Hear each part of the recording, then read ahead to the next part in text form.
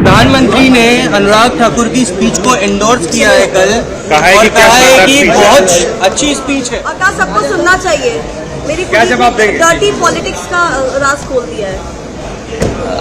मेरे पत्रकार साथियों, मैं सबसे पहले तो अवधेश प्रसाद जी का आज जन्मदिन है, उनको बहुत बहुत शुभकामनाएं। वो और ऊंचाई पे जाएं, स्वास्थ्य बेहतर हो, स्वास्थ्य बेहतर हो, स्वस्थ रहें।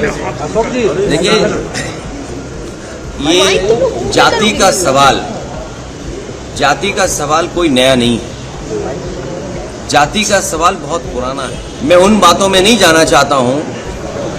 आप हमारे वो साथी हैं जो हर एक पे नजर रखते हैं, और एक समय ऐसा आया था उत्तर प्रदेश के सदन में जहां शूद्र को लेकर के बहुत सी चर्चा शुरू हो गई थी।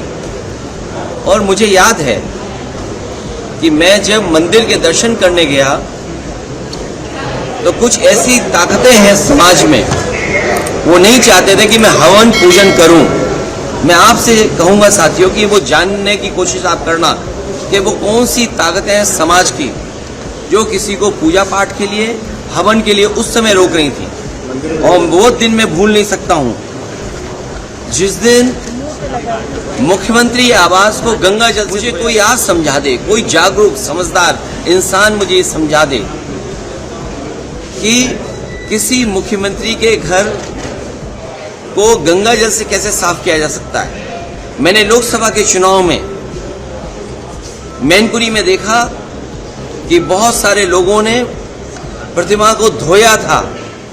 अगर ये सब बातें मैं भूल जाऊं एक बार को, लेकिन उसके बाद मैं कन्नौज में उस मंदिर में गया था जिस मंदिर में पहली बार मैं चुनाव जीता था, और मेरे वहां आने के बाद मंदिर धोया गया था।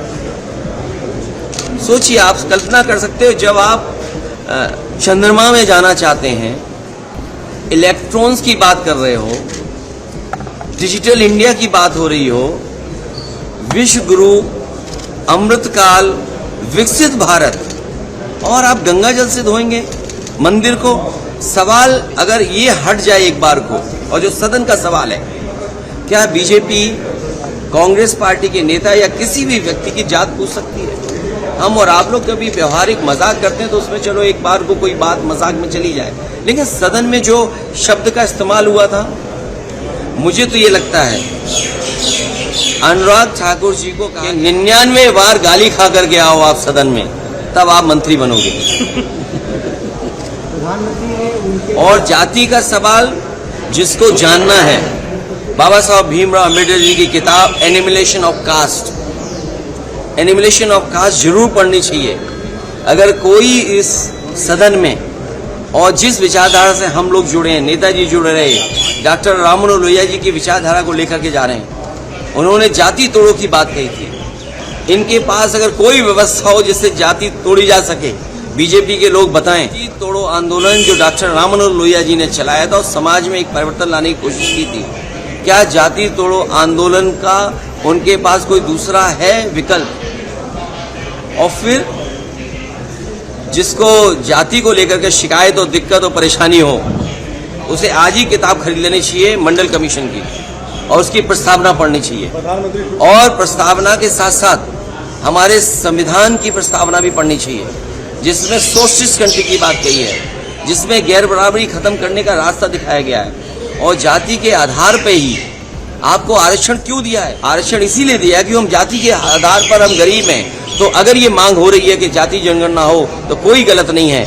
हमारे बहुत सारे फैसले और बहुत सारी नीतियां तभी अच्छी बनेंगी जब जाति जनगणना हो जाए और समाज को ये पता लगे कौन कितनी आबादी का है, उसको उस हक और सम्मान के साथ उसको उसमें मिल जाए। और सबसे बड़ी बात है, भारतीय जनता पार्टी के लोग घबराए हुए पीडीए की लड़ाई से, ये पीडीए से घबराए हुए हैं, क्योंकि एनडीए को अगर किसी ने पटका है तो पीडीए ने पटका है। और जो लोग कहते थे एम बाई गठबंधन, हमारे पीडीए ने एम बाई को हराने का काम किया है।